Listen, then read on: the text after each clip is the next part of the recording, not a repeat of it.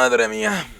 A ver, les voy a compartir que esta ha sido la película más difícil de reseñar, al menos de manera objetiva, porque no sé qué tomar en cuenta la verdad. Ignoro que no hay un argumento original, que son los mismos actos que ya conocemos pero con más charla de por medio. Califico únicamente la comparación con la versión del 2017. Considero una mentada de madre tanto cliffhanger a sabiendas de que esto lo más seguro es que sea un one shot. O debo esperar a ver si los fans meten suficiente presión a la Warner para que le dejen seguir con su historia y darle a esta película una calificación real. En cuanto a las 4 horas de duración, la señalo como un problema, ya que es otra muestra de que DC no hace bien las cosas y por eso tenemos una historia que, literalmente hablando, se pudo contar en 2 horas, pero que necesitamos 4 para que los personajes no sean tan planos.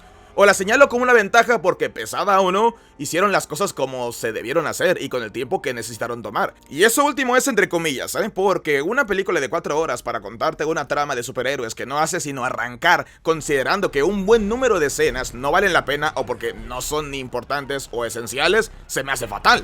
Pero aquí voy. Para empezar voy a decirles que no hay forma que yo pueda ver esto como una serie, ni que lo tome a consideración. Ya sé que en su momento se pensó distribuir como una miniserie, pero a ver, la narración de la historia es tal cual la de una película. En una serie, cada episodio, aunque todos cuenten una misma historia, WandaVision sin irnos muy lejos, tienen sus respectivos actos. Acá no, acá hacen cortes dividiendo la película en partes, pero quítalos y la narración es como la de cualquier película. Cuando mucho logra el efecto de hacerte sentir como que estás leyendo una novela, pero nada más. Habiendo dicho eso, la película es la misma. Es más, no hay problema con los spoilers, porque si ya viste la versión del 2017, te sabes esta historia. Solo hay un par de personajes extra, y eso último entre comillas, porque uno de ellos sale en el tráiler, así que realmente solamente hay un personaje sorpresa. Pero de ahí en adelante, nada la verdad. Los cambios entre versiones, su historia, los cliffhangers, los actos, solo varían en todo ese nuevo texto que habrá que digerir por el lujo del desarrollo que obtienes por duplicar la duración de la película. Literal, la primera película duró 2 horas, esta dura 4.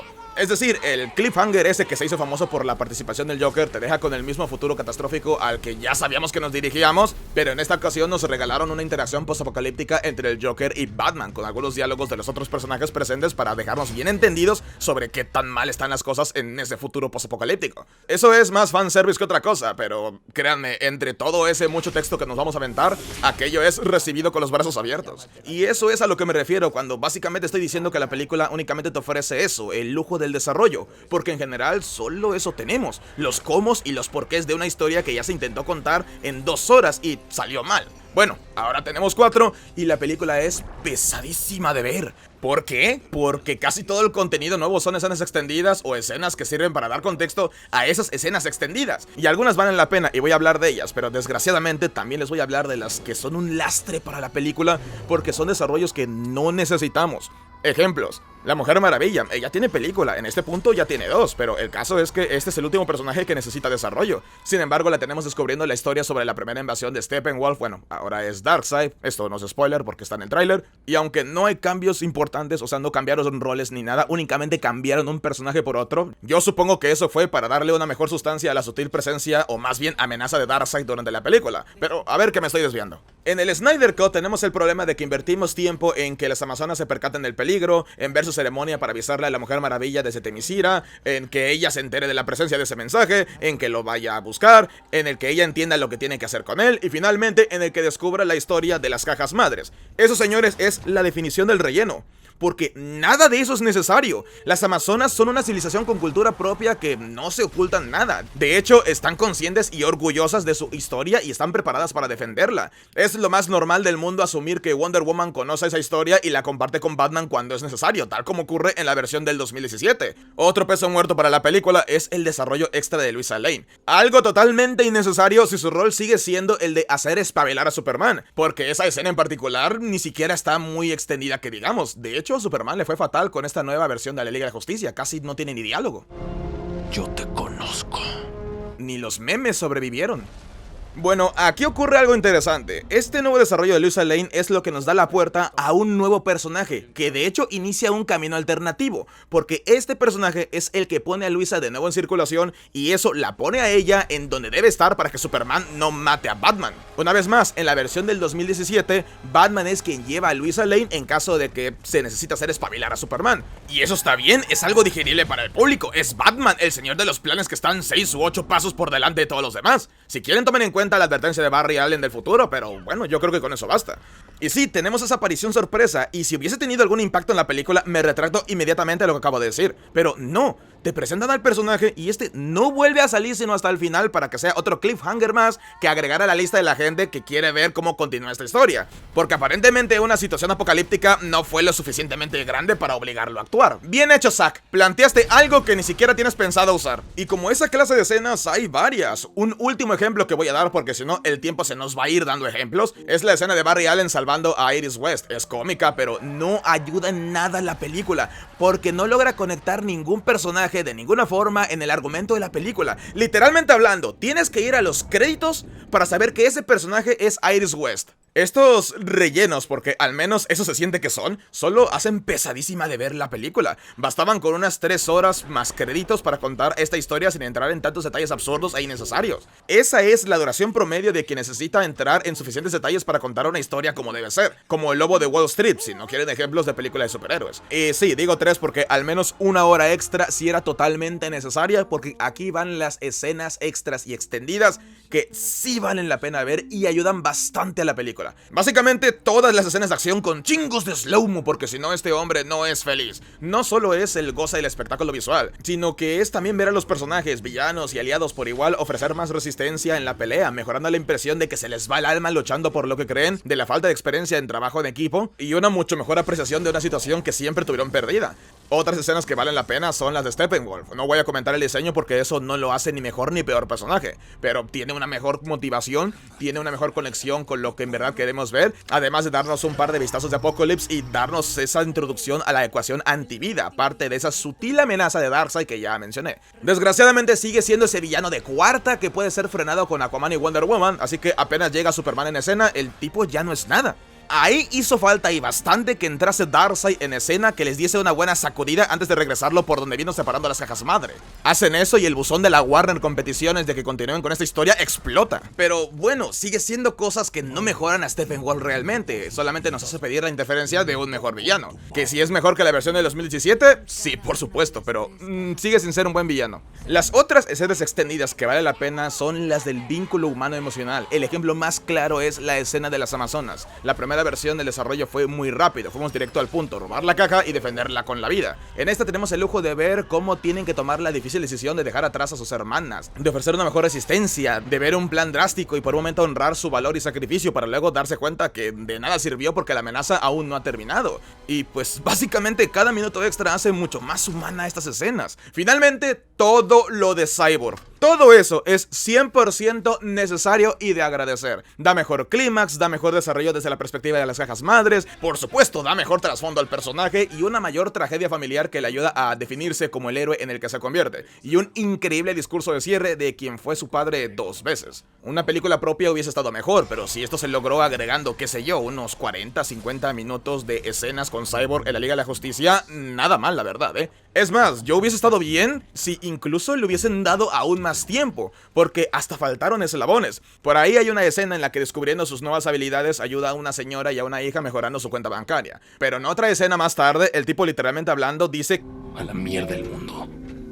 Ahí como que hizo falta una escena de rechazo social. La pudieron vincular con el que ya se había cimentado con Batman v Superman, con todo el alboroto que se armó ahí con los metahumanos, pero nada. Pasa lo mismo con Batman. Hay una escena en la que dice: pasé mucho tiempo dividiéndonos. Tengo que volver a unirnos. ¿Cuándo? ¿Que tu único pedo fue con Superman? Y en cuanto a Steppenwolf... déjame implorarle que me permita volver después de tomar este mundo en su nombre. Tú lo traicionaste. ¿Cuál traición? ¿De qué habla? ¿Qué hizo? A ver, Zack, si cambiaste la motivación del personaje, la cual por cierto vamos a enfatizar, necesitamos de mínimo un flashback. Dedicar una de las 6 partes, 7 realmente contando el epílogo, para entrar en contexto. Digo yo, si vamos a arrasar la película y nos valdrá cotorro cuánto va a durar, vámonos por todo lo alto. De hecho, ni siquiera sería necesario extender más la película. ¿Recuerdan ese relleno que mencioné? Bueno, aquí hay cosas que sí requerían atención.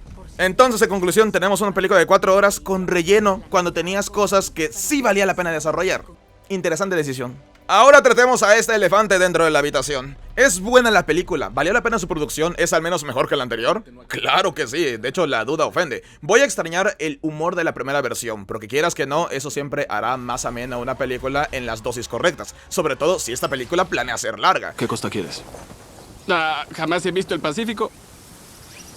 Pero en términos generales, no hay forma en la que yo recomiende a alguien que por alguna razón no ha visto la Liga de la Justicia que vea la del 2017 sobre esta versión. Y aún así, estoy decepcionado. Tiene cosas buenas, esos parches, a falta de una mejor palabra, le dan más sentido a la trama o al menos una profundidad completamente diferente con los personajes. Le llevó a los fans el fanservice que pedían, una mejor muestra de la Speed Force en la pelea final, un personaje inesperado, el traje negro de Superman, cosa que sinceramente yo veo ridículo porque no significa nada. A no ser que a la larga signifique alguna nueva ambigüedad moral en el personaje, pero eso es interpretación mía. Un Joker que con pocos diálogos con el mismo actor simpatizó mucho más a todos los que ya lo habían odiado por su participación en el Escuadrón Suicida. Pero meter relleno en una película de 4 horas duele. Ahora súmenle que en la versión del 2017 ya habían esos excesivos momentos de reflexión por todos lados, pese a tener una amenaza apocalíptica entre las manos, porque estábamos obligados a tratar personajes que hasta ahora no habían aparecido en pantalla. Bueno,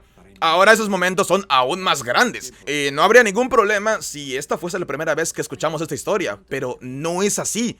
Esto no es una película cualquiera, esto es una segunda oportunidad de hacer una película que ya se hizo. Zack Snyder sabe exactamente qué quieren los fans, sabe exactamente en qué falló la primera película y sabe que quizás esto sea un one shot. Y por lo tanto uno esperaría que tirara la casa por la ventana, con más escenas como su epílogo, utilizando aquel personaje sorpresa, metiendo a Darkseid como lo dije anteriormente, eso era lo mínimo esperado. O si no al menos algunas vías alternativas en más de un acto, que su visión fuese algo más que, literalmente hablando, la versión extendida de la Liga de la Justicia pero con 2000 escenas de slow-mo y otra vez intentando hacer ver épicos algunos momentos que no lo son. Totalmente necesaria esta escena en slow-mo.